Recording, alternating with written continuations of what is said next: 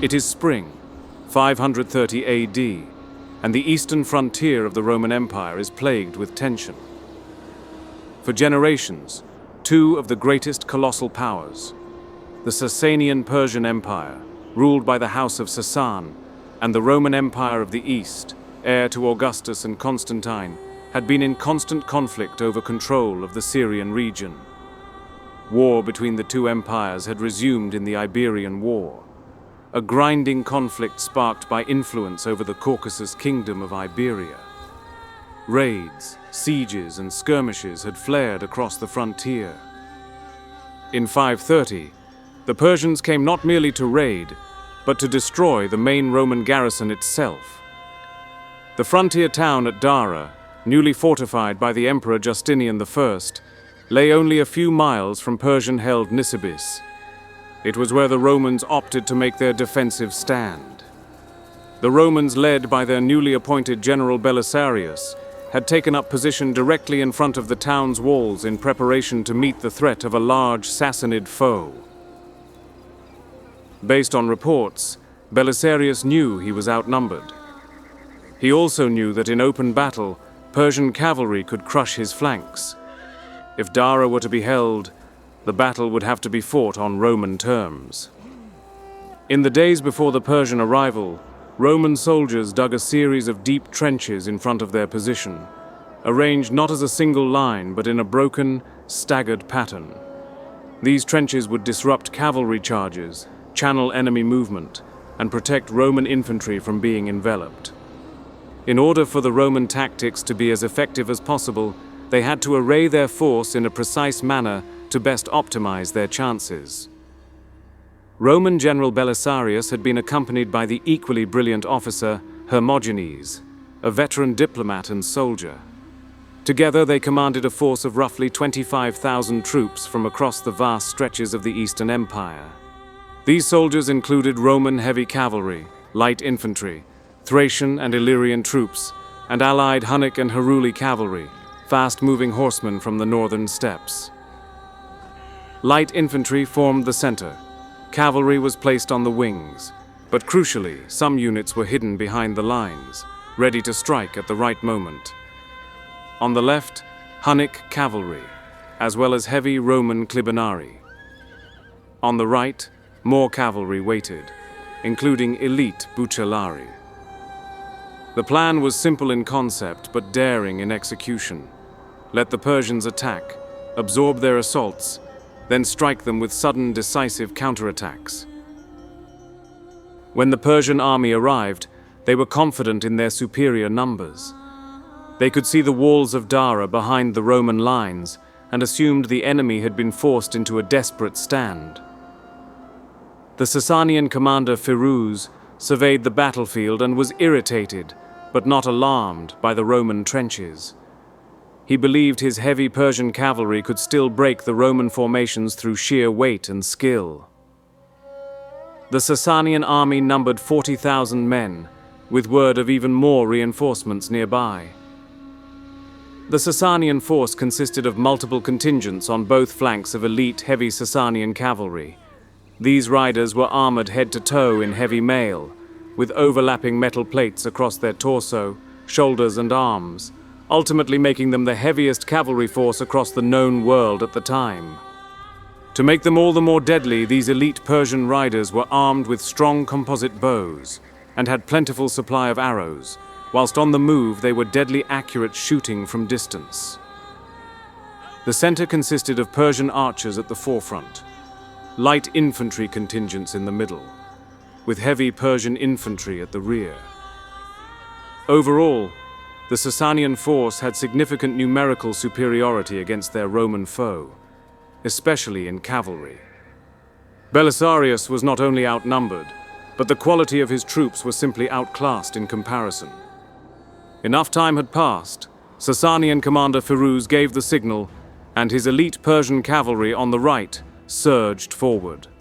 Firuz only opted to send his right flank into battle, perhaps to test for weaknesses in the Roman lines, whilst he awaited for reinforcements to arrive. The Persian riders stormed forward in the thousands. Their heavy armor, coupled with sheer weight, made them trample the ground beneath them. But when they reached the Roman lines, the charge lost most of its momentum. Horses stumbled at the trenches, formations broke apart, riders were forced to slow or funnel into narrower approaches. This was exactly what Belisarius anticipated.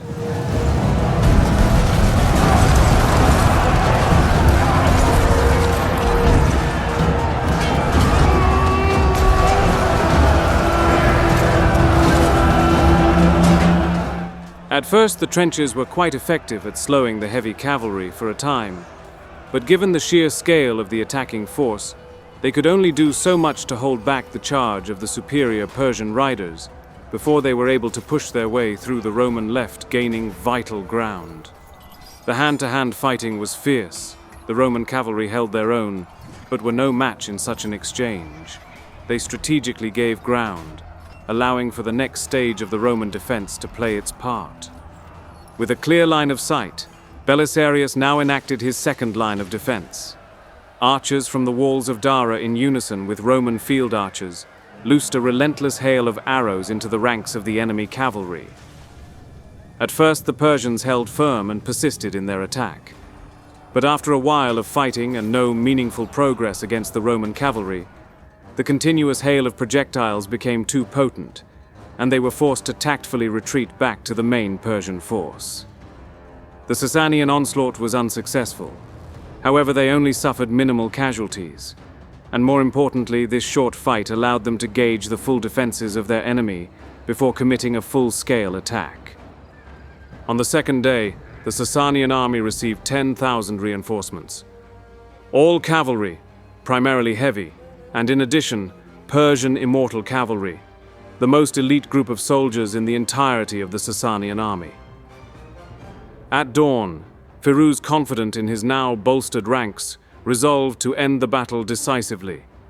He positioned his best troops, the immortals, at the front of his left flank, in preparation for a massive assault aimed at the Roman left and right flank.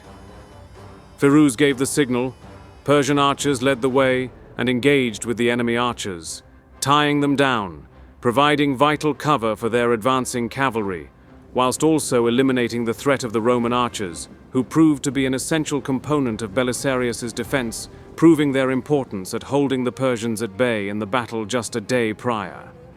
The archers skirmished in the middle, whilst the Sasanian cavalry gained momentum and began to charge toward the enemy flanks.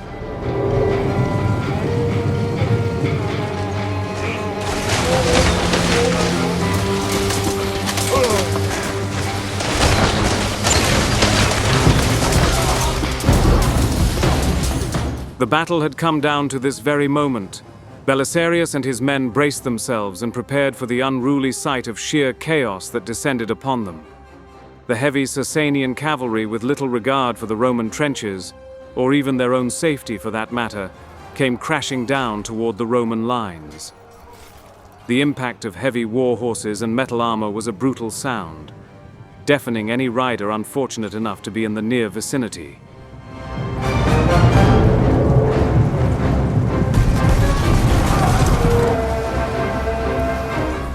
The Persian plan relied on overwhelming force. Their heavy cavalry focused all of their might against the Roman flanks. The sheer weight and vast size of the Sasanian force was devastating against the smaller Roman flanks.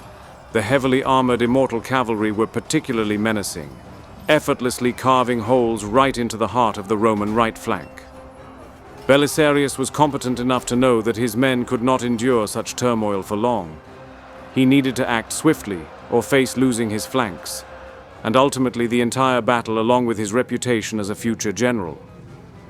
As anticipated, the Roman general had a plan.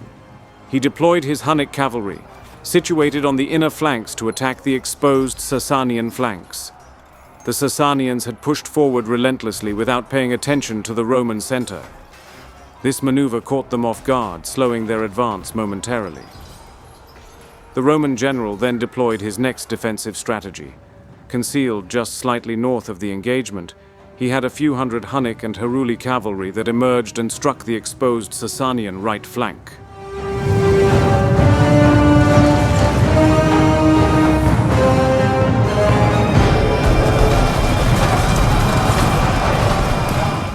Belisarius's exceptionally timed counterattack was enough to halt the Sasanian advance in its tracks, ultimately saving his flanks from utter destruction. Even still, the fight was far from over. Now the two forces were locked in a vicious melee struggle which by numbers alone didn't favor the Romans. It was at this point where the Roman general initiated his final trump card. Led by himself, he gathered his elite bodyguard and any reserve cavalry, and rode to the urgent aid of his wavering right flank. His men, with elite precision, struck into the exposed Persian flank just as the Immortals were fully engaged and unable to counter. This maneuver by the Roman general was to prove to be the turning point in the battle, as now the momentum quickly turned in favor of the Romans. The Sasanian right suddenly found themselves attacked from three sides.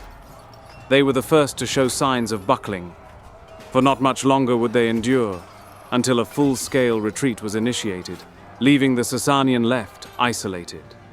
In a rapid turn of events, it was the Sasanians now on the cusp of utter defeat, with their most elite regiments now fully exposed, abandoned and soon to be encircled. There wasn't much their general could do at this stage. Firuz had plentiful infantry reserves, but by the time the Sasanian line began to collapse, the infantry were too far back, and would be far too slow to aid their comrades. Not to mention the fact that the Roman infantry had neither engaged in the fighting, and could swiftly deploy and counter such an offensive. Accepted that it was indeed far too late to deploy his infantry, Firuz simply missed the decisive moment. Once the cavalry broke, committing infantry would only have meant slaughter without changing the underlying results of the battle. He had made a grave mistake, underestimating the Romans, and particularly the young general Belisarius, who Firuz had openly mocked and disrespected before the battle had even begun. The immortal Persian cavalry fought bravely, cutting down many Romans, but encircled from all sides. Death was unavoidable. The majority of them perished, with a small amount able to flee to safety.